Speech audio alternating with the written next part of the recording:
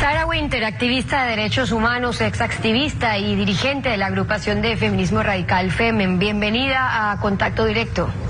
Muchísimas gracias, es un honor muy grande estar acá. Gracias por la oportunidad. Buenos días también. FEMEN tuvo su sede central en Kiev y se la distinguía por esta forma de protestar cuando iniciaron, ¿no? En topless, exigiendo derechos para la mujer, luego hasta desnudas, luego pro aborto, matrimonio entre personas del mismo sexo, temas de adopción, luego en contra de las instituciones religiosas, agencias de matrimonio. En ese entonces, ¿qué la hizo a usted ser parte de este movimiento? La verdad que así como muchas chicas que están metidas en este tipo de movimiento, yo soy proveniente de una familia muy desestructurada, con un hermano que se metió con el narcotráfico en Brasil. Cuando de 6 años me echó de mi casa con una arma dentro de mi boca. Yo pasé a vivir en las calles donde descubrí el submundo muy triste y terrible de la prostitución. Sufrí una violación que me mató por dentro y afuera también.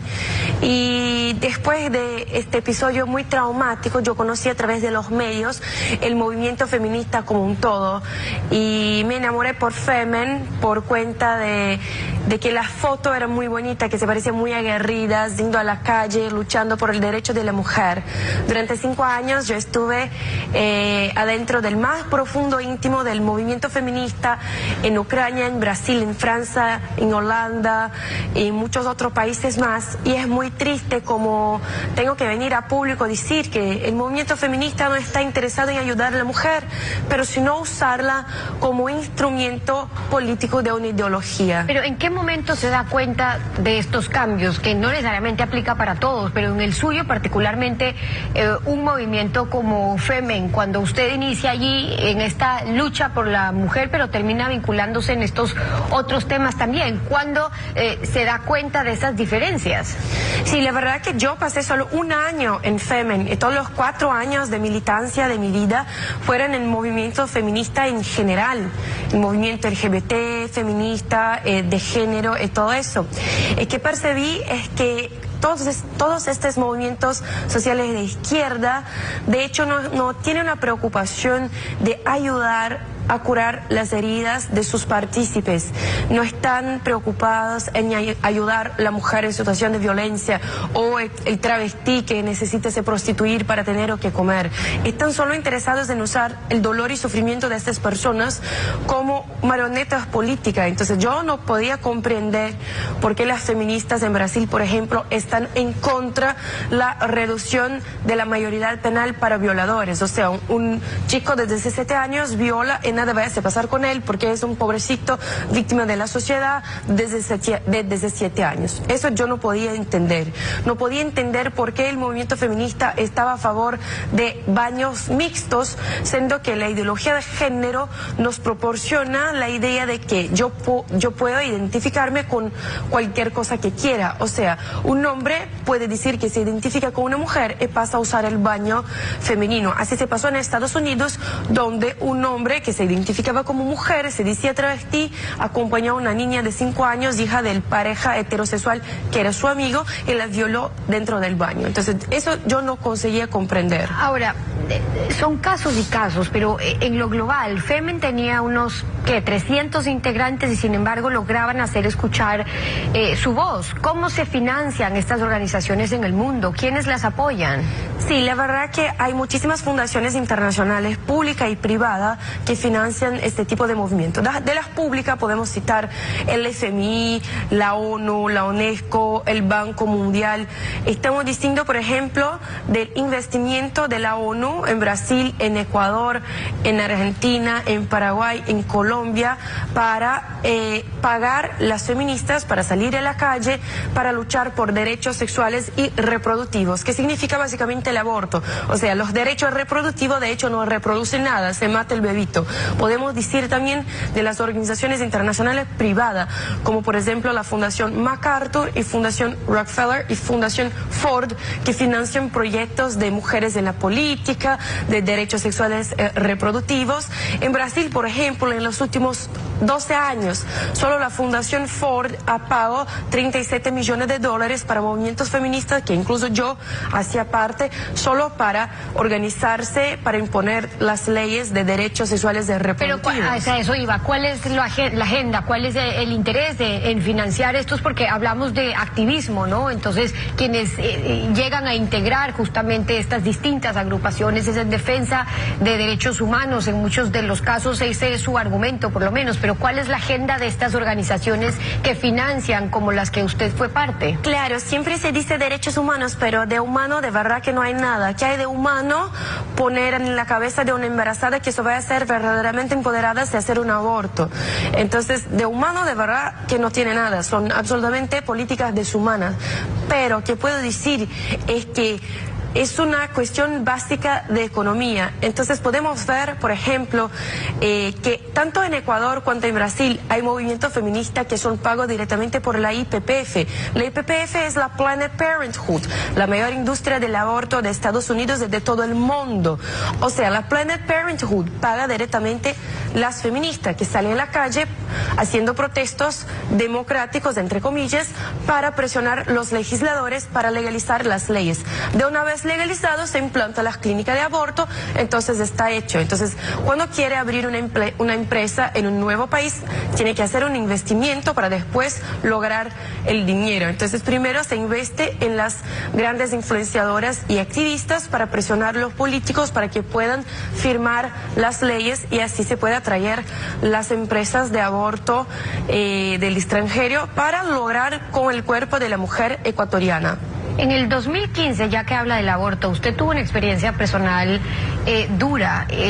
Hubo un aborto que casi provocó la muerte. ¿Es ahí lo que también le hace cambiar a usted de opinión al punto de terminar hoy rechazando lo que hasta entonces había defendido?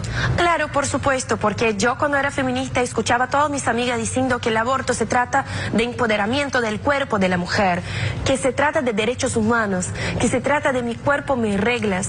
Entonces un día, cuando mi novio me dejó, yo ya estaba embarazada y no sabía qué hacer, estaba desesperada. Todas mis amigas me dijeron: Sara, por el amor de Dios, eres la feminista más famosa de Brasil. Y de verdad, estaba metida en todos los programas de televisión, era una gran influenciadora. Necesitas hacer un aborto, porque así vas a tener más experiencia empírica para luchar por su legalización en los medios que participa. Además, ese que está dentro de tu barriga no es un bebito, no es un ser humano, no es un niño, es solo un coágulo de sangre, es solo un conjuntito de células. Aquí está, y me regalaron con 4 pastillas de misoprostol, la droga que es usada en toda Latinoamérica para hacer el aborto legalmente o ilegalmente también. Y así me dijeron que yo no estaba embarazada de un bebito, yo estaba embarazada de una pelotita de células, de un coágulo de sangre. Y así yo hice el aborto, pero tanto me decían la palabra empoderamiento, la palabra libertad, la palabra independencia, pero nadie me contó que para hacer un aborto, para una mujer tener un aborto, tiene que pasar por horas y horas y horas interminables de trabajo de parto. La prostaglandina, que es el medicina que está en el compuesto del misoprostol, hace con que el colo de útero se abra y que se empiecen las contracciones. Después de tantas horas dolorosas de trabajo de parto, para decirme que no era un bebito. De cualquier manera, la mujer que está teniendo un aborto va a parir el hijo, solo que no va a parir un hijo vivo, va a parir un hijo muerto, peor, pedazos de hijo, para después de tantas horas, entre comillas, de empoderamiento, mirar en el fondo del inodoro, no un conjuntito de células, no un coágulo de sangre, pero mi hijo. Yo no sentí empoderamiento, yo no sentí libertad, yo sentíme traicionada, yo sentí arrepentimiento, rencor. Y ahora, ¿qué iré a hacer? No se puede volver. Mucho se dice los entusiastas del aborto que se trata de una interrupción voluntaria del embarazo. Mentira, a ni una mujer le gusta la idea de matar sus hijos. Por esta experiencia tan dura que usted vivió, es que también hoy viaja por el mundo, ahora como activista en contra de lo que un día defendió, pero esa la convierte a usted en alguien que ha podido ver la polarización que surge de un lado y del otro, y estos equivocados enfrentamientos que hoy estamos viendo en nuestro país. Digo equivocados enfrentamientos entre quienes piensan distinto, justamente por la falta de tolerancia. ¿Cómo ve usted que está desencadenando hoy esas expresiones que sobrepasan el respeto? Porque una cosa es no creer en la iglesia y en Dios, y otra es cortar cruces, usar imágenes de una virgen topless, porque eso hacía Femen. Claro. Pero del otro lado también las burlas y ofensas contra homosexuales. ¿Hacia dónde nos está llevando eso? Usted que ha estado en las calles. Yo creo que tenemos, mismo la persona que no cree en Dios, necesitamos de un mundo, vivir en un mundo que sea recristianizado. Tú puedes no creer en Cristo, pero Cristo siempre nos enseñó algo muy importante, que amar al próximo como a ti mismo.